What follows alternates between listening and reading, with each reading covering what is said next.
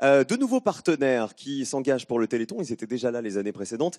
C'est exactement ce que propose pour la 5e année mondiale Relais et Battery Box. Ils renouvellent leur opération Une pile égale un don et de l'énergie pour le Téléthon. Alors comment ça marche? Pour participer, c'est très simple. Il suffit de ramener vos piles usagées au point relais le plus proche de chez vous. Le point relais qui participe à l'opération, évidemment. Et ensuite, Battery Box se chargera de les récupérer pour les recycler. Et l'année dernière, figurez-vous que 200 tonnes ont été collectées. On espère faire encore mieux cette année. On a jusqu'au 14 décembre pour y arriver. C'est tout simple. Les piles usagées, comme ça, on les ramène dans un point relais. Et comme ça se transforme en don pour le Téléthon. Vous voyez, c'est aussi simple que ça. Il y a plein de façons de donner au Téléthon. On va maintenant faire la connaissance de Maëlle. Maëlle, elle a 4 ans. Elle est atteinte d'une maladie qui s'appelle l'épidermolyse bulleuse dystrophique. C'est une maladie qui touche la peau, le derme et l'épiderme. Ses parents ont appris à être de véritables infirmiers pour elle, à la chouchouter, à la soigner. Ils sont contraints à une vigilance de tous les instants. Vous allez le comprendre dans les images qui arrivent. Ils redoublent d'efforts pour lui offrir une vie la plus normale possible. Une vie de petite fille, comme elle est. Direction donc la région Auvergne-Rhône-Alpes, à côté de Lyon, pour partager en images quelques instants de leur combat au quotidien avec Maëlle. Maëlle, âgée de 4 ans, souffre d'une maladie génétique rare, une épidermolyse bulleuse qui se caractérise par une fragilité importante de la peau due à un manque de collagène. Ce collagène 7, pour résumer simplement, ce serait un peu comme la glu entre le derme et l'épiderme. Et sans cette glu, la couche de peau se décolle.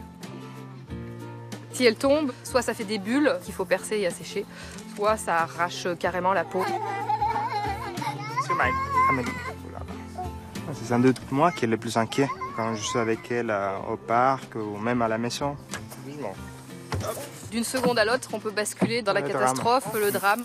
Quand Maëlle a mal, c'est toute la famille qui a mal.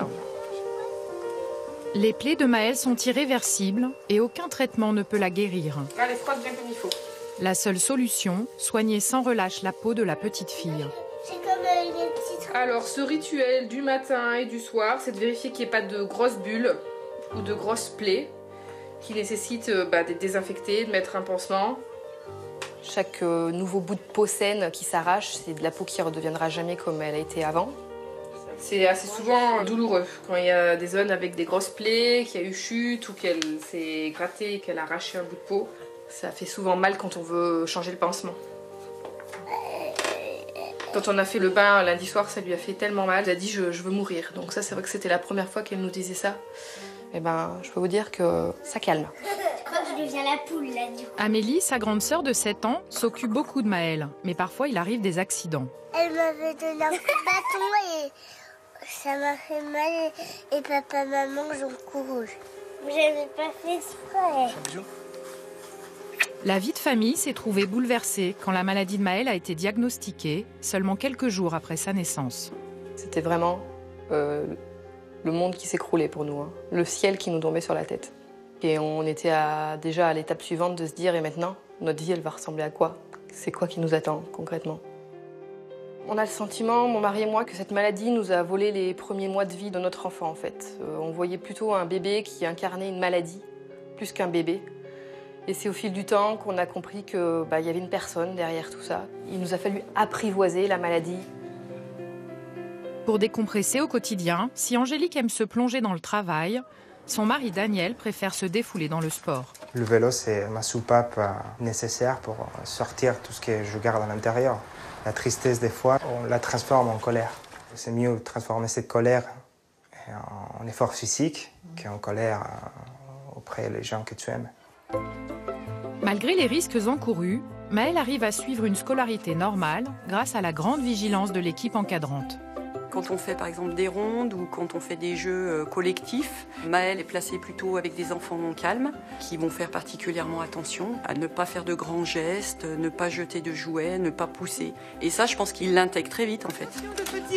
Pour garantir la sécurité de Maëlle, Annie, son auxiliaire de vie, ne la quitte pas des yeux. Mon rôle est d'être en quelque sorte garde du corps de la petite Maëlle.